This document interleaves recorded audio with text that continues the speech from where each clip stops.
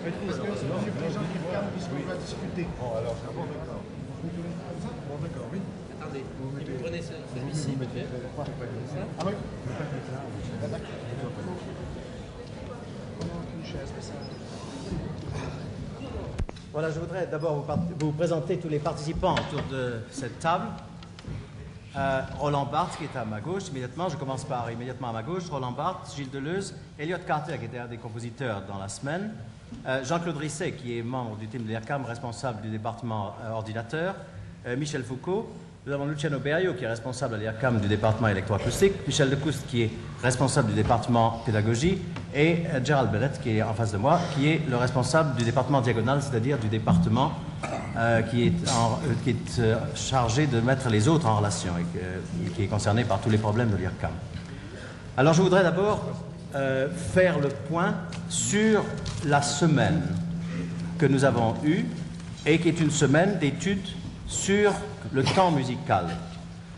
Ce n'est pas du tout une semaine dogmatique que nous avons prétendu faire. Nous n'avons pas voulu découvrir ce qu'est le temps musical, car il y a autant de formulations du temps musical qu'il y a d'œuvres, comme vous pouvez l'imaginer. Ce que nous avons voulu faire, à l'aide de 5 œuvres choisies comme exemple, c'est de définir comment ces 5 œuvres ont été des œuvres clés pour certaines définitions et certains usages du temps et de la musique. Je rappelle brièvement, c'est les 5 notions dont nous sommes partis, ces 5 notions qui ont été explorées par 5 compositeurs différents. Le premier jour, nous avons abordé l'œuvre de Messiaen par une de ses pièces qui s'intitule « Mode de valeur et d'intensité » et qui est assez exemplaire pour le saut du temps comme on l'a habituellement, c'est-à-dire le temps métrique, le temps pulsé, dans un temps qui est purement numérique et où la perception est donc complètement différente de ce que l'on avait l'habitude d'avoir. C'est une perception qui a à faire avec des durées qui ne sont plus reliées à un rythme personnel, à un rythme de geste ou à un rythme corporel. La seconde œuvre que nous avons eue, c'était l'œuvre de Ligeti, qui est Kammerkonzert de Ligeti, et où j'ai analysé le temps de la texture, c'est-à-dire quand le temps d'une œuvre n'est pas uniquement en fonction de rythme, mais que l'organisation du temps est la même que celle des textures musicales. Et j'ai comparé un peu cela à la vision, par exemple, qu'on peut avoir dans les œuvres picturales qui sont de l'ordre de ce qu'on appelait le op art, c'est-à-dire qu'ils sont faites avec des patterns assez simples, mais qui, en se rencontrant, en jouant les uns avec les autres, font que la texture picturale la texture visuelle est différente. Eh bien, dans Ligeti, c'est un peu cela que nous avons vu, le temps de la texture qui organise l'œuvre. Ensuite, j'ai eu le Stockhausen Zeitmasse, qui, comme le nom l'indique, comme le titre l'indique en allemand, veut dire mesure du temps. Et là, Stockhausen a essayé, pour la première fois, de dénombrer les façons gestuelles de concevoir le temps par rapport à l'être humain et à l'interprète. Alors, il y a naturellement un temps qui est tout à fait normal, un temps métronomique, je dirais un temps chronologique, et puis il y a des temps individuels qui sont dus soit à la réponse de l'individu au problème que représente soit la virtuosité, soit la difficulté, soit même des conditionnements physiques comme le souffle, la durée du souffle. Et il a amalgamé dans son œuvre ces différents aspects, ces différentes conceptions du temps pour arriver à justement une œuvre qui mesure le temps d'une façon différente suivant les critères que l'on a adoptés. Puis nous avons eu une œuvre de moi-même qui s'appelle Éclat et qui est basée au contraire sur le temps de l'objet, puisque tous ces critères de temps sont toujours des critères pensés, des critères excessivement subjectifs, puisqu'ils sont avant tout réalisés sur le papier avant d'être entendus. Ce sont des conceptions vraiment très analytiques, je dirais, du temps. Après cela, je crois que cette pièce, au contraire, montre la possibilité de réagir sur un objet musical. Ce qu'un objet nous donne est que le dialogue est essentiel entre l'objet purement musical, c'est-à-dire des objets résonnants dans ce cas-là, des objets qui meurent plus ou moins vite, et de voir les interférences que l'on peut avoir entre justement une décision et une absence de décision, une décision et une réponse que nous donnons à l'objet musical. C'est donc un temps de l'objet, un temps complètement autre que les autres, c'est un temps vraiment beaucoup plus lié à l'événement, c'est-à-dire à ce qui arrive au dernier moment. Et enfin, hier, avec Elliot Carter, nous avons fait une œuvre vocale qui s'appelle Mirror on which to dwell, et qui est une œuvre qui se base sur des couches de temps superposées, au contraire de certaines libertés, par exemple, qu'on trouve dans Stockhausen, où chaque individu définit son propre temps, quoique la coïncidence ne fasse pas toujours d'une façon absolument précise. La volonté d'Elliot Carter est au contraire de trouver un temps de nouveau complètement mesuré, un temps donc numérique, mais avec des nombres différents, si bien qu'il y a différentes couches de temps, et ces différentes couches de temps forment un jeu très subtil. Par exemple, il veut non seulement noter des dimensions qui sont numériques, qui sont très concevables de noter numériquement, comme des durées les unes par rapport aux autres, comme des chiffres immobiles les uns par rapport aux autres, mais aussi il veut noter très précisément par notation numérique des quantités mobiles qui sont beaucoup plus difficiles à saisir, comme par exemple un accéléré ou un ralenti que en général on note au contraire très librement, et il veut l'inclure dans une dimension du temps qui est absolument notée et qui est donc un temps modulé, ce que j'ai appelé.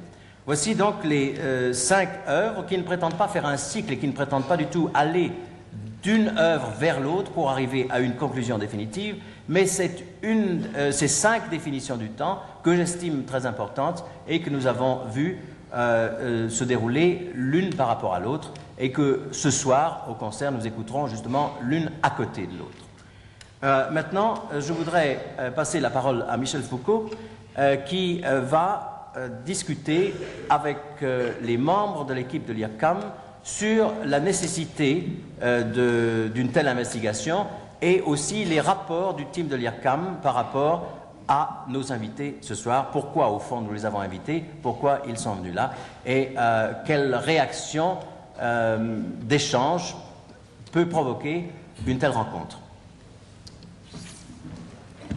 Bon, bien, comme vous l'a dit Pierre Boulez, je ne suis pas là pour parler, j'étais venu pour écouter, et auditeur je resterai. Seul rôle que je puisse jouer, ça serait celui de questionnaire, poser quelques questions à l'équipe de l'IRCAM. Bon, autour de quoi, sur quel sujet? Il ne s'agit pas évidemment de faire un bilan de ce qui s'est passé. Je crois qu'il faudrait d'abord se demander ce qui s'est passé. Ce qui s'est passé au cours de ces 5 soirées, et qui n'était ni tout à fait, ni même du tout des répétitions publiques, ni tout à fait, ni du tout des concerts commentés. C'était quoi? Bon, c'était d'abord quelque chose qui, je crois, nous a fait à tous plaisir. C'est peut-être de là qu'il faudrait partir. Bon. Bien sûr, l'idéal, ce serait de faire parler tout le monde, enfin l'idéal ou la catastrophe. Alors, on a choisi une méthode, inspirée d'ailleurs directement des méthodes de Pierre Boulez, c'est-à-dire l'effet grossissant. Vous savez, il découpe quelques mesures, il prend quelques instruments, il les isole et puis il fait voir ce que c'est. Alors, supposons la même chose.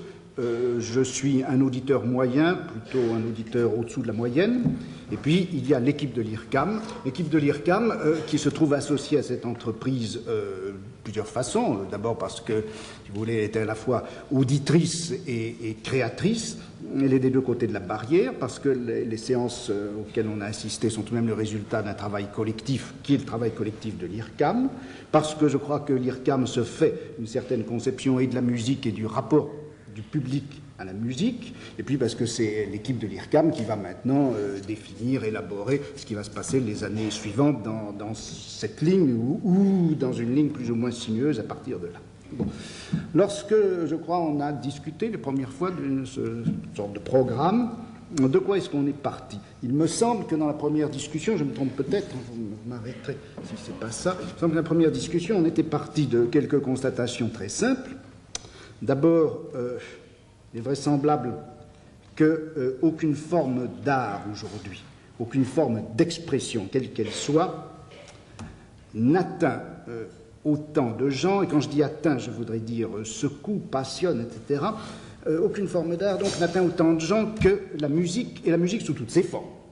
plus savante jusqu'au plus, disons, populaire, au sens fort et plein du mot populaire. Bon, et bien.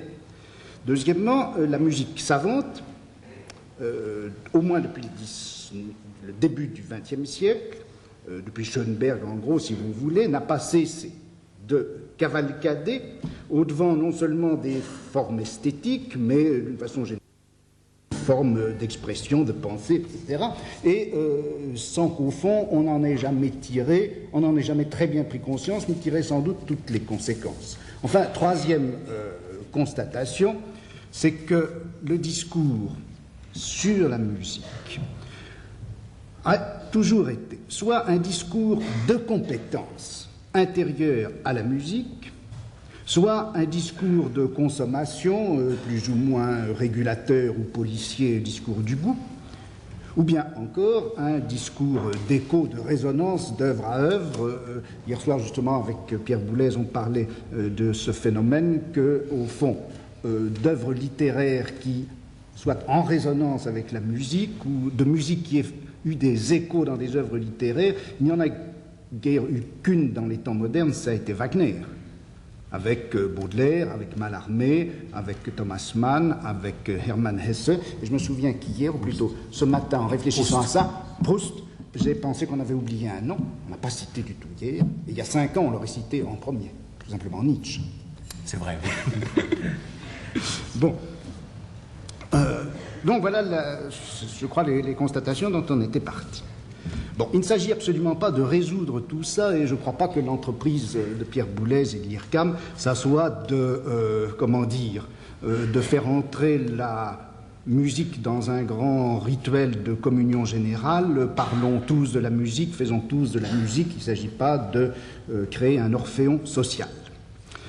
Mais je crois, il me semble que le problème qu'on a essayé de poser, vers lequel on s'oriente, est-ce qu'il est possible, non pas tellement de parler sur la musique, mais de parler à côté, de parler à partir de la musique, en dérivant d'elle, en déviant à partir d'elle, en se déplaçant par rapport à elle, en se mettant en mouvement à partir d'elle. Parler de la musique sans que ce soit parler sur la musique. Disons en gros, est-ce qu'il est possible dans un discours quelconque de la capter comme une force plutôt que de la capturer comme un objet? Bon, et est-ce que ces discours, c'est la seconde question, je crois, le second problème qui nous a orientés, est-ce que ces discours qui essaient de capter la force de la musique, on peut les brancher non pas simplement sur le simple jeu de la réception ou de l'émission-réception, mais sur le jeu de la fabrication même de la musique? En gros, le rapport formation-perception de la musique. Bon, je dirais, en somme, il s'agit de parler de la musique au sens où on peut dire revenir de loin. Après tout, ce n'est pas très nouveau, car quand les pythagoriciens, et je pense beaucoup de Grecs, parlaient de la musique, ils ne parlaient pas sur la musique. Ils parlaient en dérivation par rapport à la musique. Je crois qu'au Moyen-Âge, il y a eu toute une théologie, toute une cosmologie de la musique qui partait de la musique et qui ne parlait pas sur la musique. Bon. Voilà, me semble-t-il, un peu le sens général du projet. Alors là-dessus, peut-être l'équipe de l'IRCAM ne sera pas tout à fait d'accord. En tout cas, moi, je voudrais lui poser 3 ou 4 questions rapides. Premièrement, la question suivante. Une séance m'a frappé plus particulièrement que les autres, non pas du tout qu'elle m'ait plus intéressé que les autres, mais sur un point précis, elle m'a très frappé. C'est la séance de dimanche soir avec Stockhausen, où il m'a semblé qu'on avait là 2 choses qui s'entrecroisaient, qui étaient d'une part, ce qu'on pourrait appeler schématiquement, d'un mauvais mot, car ce n'était pas ça, une audition commentée, enfin en tout cas une audition analytique, et puis en même temps une répétition. C'est-à-dire qu'il me semblait qu'il y avait 2 opérations qui se déroulaient en même temps, qui s'entrecroisaient, que Boulez avait en quelque sorte la langue fourchue, puisqu'il parlait à la fois aux auditeurs et aux musiciens. Et il faisait travailler les musiciens, et il faisait progresser les musiciens par un certain nombre d'explications qui s'adressaient aux auditeurs, par-dessus l'épaule des musiciens, et inversement, il apprenait tout un tas de choses aux auditeurs en faisant effectivement travailler des musiciens sur une musique difficile et pour laquelle ils n'étaient pas encore tout à fait au point. Bon, alors la question que je voudrais poser et qui s'adresserait alors peut-être celui qui s'occupe plus précisément de la pédagogie à l'IRCAM, c'est un peu cela. Étant donné que ce n'est pas une répétition publique, que ce n'est pas non plus une audition commentée, qu'est-ce que c'est que ce travail-là et de quel effet est-ce que ça peut être sur les interprètes eux-mêmes? Autrement dit, quand un chef d'orchestre ordinaire fait répéter, il est certain qu'il ne donne pas ce genre-là d'explication à ses interprètes. Il faut répondre tout de suite. Oh bah... Bien, je pense que, effectivement, vous avez souligné dans l'ensemble des soirées celle qui a été le plus ambiguë, je dirais.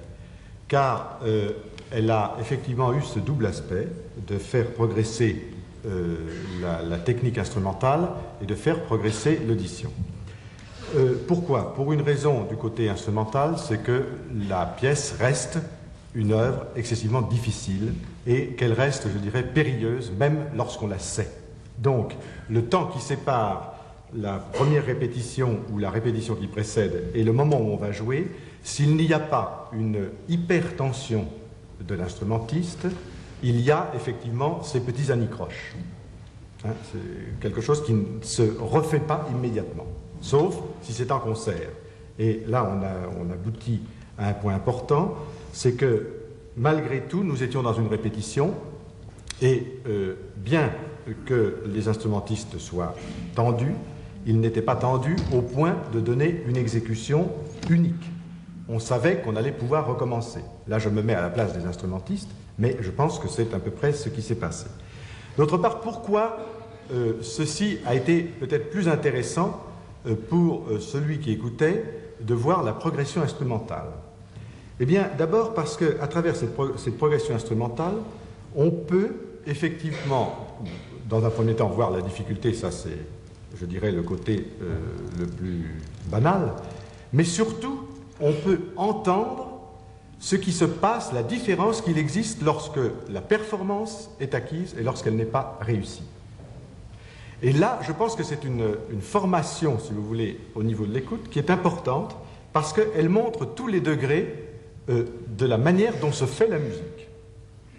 Et justement, cette musique, pas seulement Zayat Massot, mais là c'était évident que si dans le groupe de 5 notes ou dans le groupe de 7 notes, l'intensité par exemple n'est pas absolument celle qu'on devrait avoir, ou si la hauteur n'a pas été atteinte, ou si l'accent n'a pas été donné, l'exemple que voulait démontrer Pierre Boulez ne passait pas. Donc on avait comme une approche imprécise et on pouvait régler l'objectif. Voilà ce qui pour moi me semble sur le plan pédagogique important. Et je pense qu'il serait, si l'on continue ce genre de travail, ou si l'on veut entreprendre ce genre de travail avec des instrumentistes, un public, des élèves ou ainsi de suite, et former l'oreille, je pense qu'il est très important de prendre des œuvres qui nécessitent des acrobaties, je dirais presque instrumentales, de quelque ordre qu'elles soient. Hein, ça peut être des acrobaties de tension, des acrobaties de rapidité, des acrobaties de souffle, des acrobaties d'intensité, pour que justement, à la fois l'instrumentiste et le public voient les différences qui existent et puissent petit à petit construire en même temps que celui qui commente l'objet que l'on va entendre.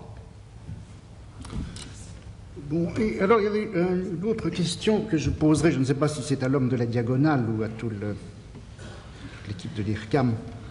Une chose qui m'a beaucoup frappé, moi, dans les analyses qu'a présentées Pierre Boulez, c'est qu'au fond, il n'a jamais rien dit de plus que ce qu'il y avait et de ce qu'il y avait explicitement dans la musique. Bon, si on prend par exemple une analyse d'œuvres d'art comme celle que Panofsky pouvait faire, bon, on voit dans les analyses de Panofsky finalement ce qu'il faut de détour pour arriver à voir ce qu'il y a effectivement dans une peinture. Je ne veux pas dire qu'il montre autre chose que ce qu'il y a dans la peinture, ni qu'il applique une grille externe à quelque chose qui serait le tableau, c'est effectivement dans la peinture, mais quel n'est pas le champ immense de références qu'il faut parcourir pour arriver à voir ce qu'il y a dans la peinture. Bon, moi, ce qui m'a frappé dans les analyses qu'a faites Pierre Boulez, c'est qu'il n'y avait pratiquement aucune référence externe, il n'avait besoin d'aucune référence externe, il avait à peine besoin d'histoire de la musique, il a parlé à plusieurs reprises, je crois, il s'est référé à Nos, il a montré le rôle historique important de la pièce de Messiaen, etc. Mais enfin, bon, il ne parlait jamais que de ce qu'il y avait effectivement dans la pièce qu'il étudiait. Il faisait tout le contraire de M. Croche, c'est-à-dire qu'il ne parlait pas de la musique comme d'un tableau, et il ne disait rien qui n'était au fond audible dans la musique. Audible, mais pourtant qu'on n'entendait pas. Bon, alors qu'est-ce qui s'est passé? Moi j'ai été frappé d'une chose, c'est que quand on entendait ce qu'il dirigeait avant toute explication, on avait une certaine audition. Bonne ou mauvaise, peu importe, on avait une certaine audition. Il donnait cette explication proprement interne à l'œuvre, et on écoutait à nouveau. Et en écoutant, on avait une autre perception, une autre audition. On ne pouvait pas dire qu'on entendait de la même façon, même si on entendait la même chose, et pourtant, on ne peut pas dire qu'on entendait ce qu'il avait expliqué, on ne peut pas dire exactement qu'on reconnaissait. Bon. Alors, il y avait donc tout un travail de l'explication sur l'effet perceptif, un travail spécifique et qui n'était pas simplement, je crois, de pure et simple analyse, de pur et simple déchiffrement. Alors, qu'est-ce qui se passe? Autrement dit, selon vous, qu'est-ce que fait une analyse comme celle-là sur l'oreille au sens large du terme, d'un auditeur qui n'est pas un spécialiste de musique? Ça, c'est une question complexe parce qu'il y a deux choses en même temps. D'abord, la musique a toujours les deux faces. En même temps, il y a une exécution où quelque chose se passe, où il y a quelque chose de vivant qui est à peine saisissable dans les analyses. D'autre part, il y a un texte écrit, il y a aussi un être un peu plus abstrait qui est cette pièce de la musique. Quand on fait une analyse, je crois, on peut très bien former tirer l'attention pendant un certain temps sur certaines choses. Et ce qui était fait dans ces soirées-là était de donner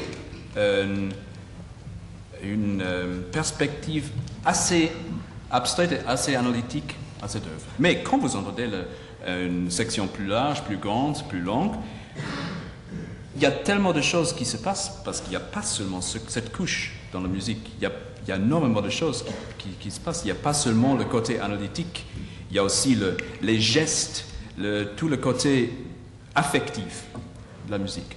Et là, dans une analyse, on ne capte pas très bien le côté affectif. Et quand vous êtes confronté par ça, en écoutant la musique, pas vous personnellement maintenant, mais on se perd. Ceci dit, le grand avantage de pouvoir jouer un passage plusieurs fois, c'est qu'au fur et à mesure, on peut s'orienter, on peut incorporer plus d'aspects en écoutant. Et je crois que c'est ça le grand avantage. D'abord, on se concentre sur le côté analytique. De plus en plus, on incorpore des autres choses en même temps. Mais il n'y a pas que ça. Les analyses étaient peut-être un peu... on n'a parlé que peut-être d'un côté de chaque œuvre.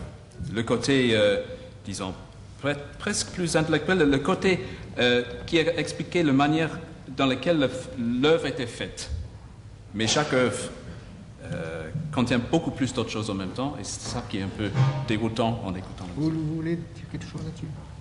Peut-être dans le cas de ces séances auxquelles malheureusement je ne peux pas être présente, et que, étant donné qu'il était dans les mains du meilleur avocat de la musique, Pierre Boulez, je pense qu'il y avait le spectacle. Je pense que c'est toujours une merveille pour ceux qui ne sont pas musiciens de voir la musique qui se fait sous ses yeux, de voir la difficulté, de voir même les techniques spécifiques des instruments. Et on a ainsi l'illusion, quelquefois pas seulement l'illusion, c'est une réalité, de passer cette complexe d'infériorité de la part de ceux qui ne sont pas musiciens, ainsi s'approchant à la musique. Et je pense aussi d'ailleurs que ça c'est un thème évidemment qui doit être peut-être développé par nos amis philosophes, c'est-à-dire que la signification, le centre de la musique, ce n'est jamais dans la musique elle-même. Alors n'importe quelle analyse n'explique jamais, comme disait justement Gérald Bennett, la signification, le sens. Même si on revient pour le moment à l'idée du temps musical, si on veut décrire le temps musical, on ne peut pas. Enfin, pas seulement parce que chaque œuvre présente une idée du temps, chaque poétique, chaque compositeur a sa direction dans le temps, mais aussi parce que les descriptions du temps musical sont toujours basées sur des descriptions d'ordre, je dirais, morphologique. À dire qu'est-ce que c'est le temps musical, c'est comme dire qu'est-ce que c'est le langage dans la littérature, l'espace dans la peinture. C'est un sujet tellement vaste qu'on ne termine jamais de le découvrir. Même quand on dit qu'est-ce que c'est le temps musical de Stravinsky, ou je sais pas, qu'est-ce que c'est le langage, la langue de Italo Calvino, ou l'espace de Cézanne. Même là, si on fait pas recours à de notions de style, de poétique, de contexte, on ne peut jamais un résultat véritable. Et alors je pense que cette séance est très, très importante parce que avec la présence des musiciens, avec l'explication de certains niveaux tout à fait partiels de l'œuvre, on avait quelquefois l'illusion d'entrer dans l'œuvre. Je dis illusion parce que, par exemple, j'ai pu assister à seulement à la dernière séance d'hier soir avec la musique d'Elliott Carter.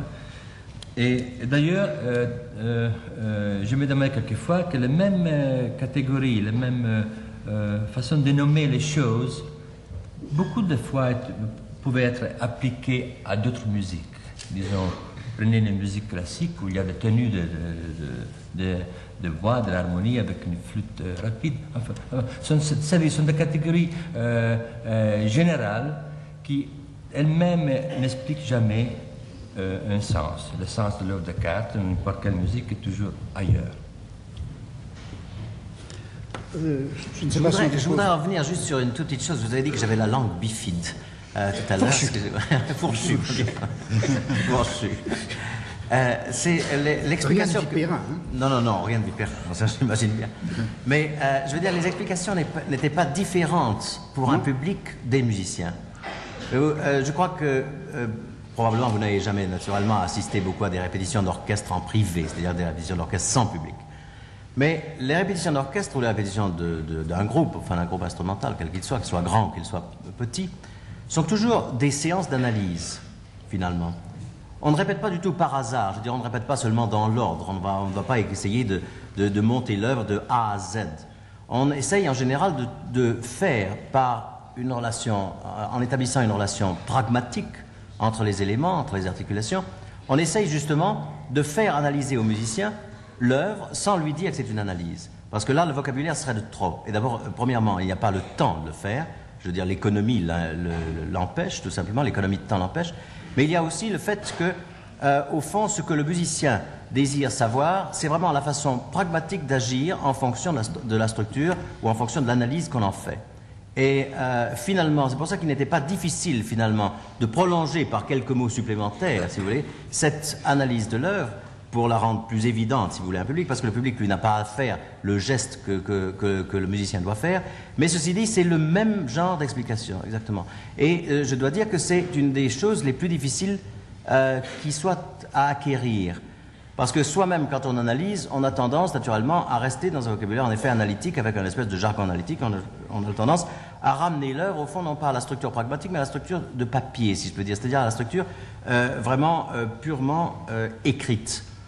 Et dans l'expérience que j'ai eue une fois d'enseignement, quand j'ai fait des cours de direction d'orchestre sur la musique contemporaine, il m'est arrivé, par exemple, de faire dans l'après-midi des analyses, et il y avait des garçons qui étaient là, qui suivaient ce cours, et qui étaient absolument très agiles du point de vue de l'analyse d'une œuvre. Ils savaient très bien l'analyser du point de vue du composition, j'entends. Et quand il s'agissait de faire passer cette analyse dans des termes pratiques, il y avait tout d'un coup un blocage. Ou alors c'était trop sommaire, ou alors il y avait l'utilisation de ce jargon de composition pour un musicien qui n'en voulait pas et qui n'en savait que faire exactement. C'est pas qu'il en refusait, mais il ne savait qu'en faire. C'est justement cette espèce de transcription, ce que vous avez vu, c'est vraiment l'obligation, quand on a le devoir de transmettre la musique par un geste matériel, l'obligation de pouvoir faire l'analyse sans mentionner le mot analyse et sans avoir aucun terme d'analyse.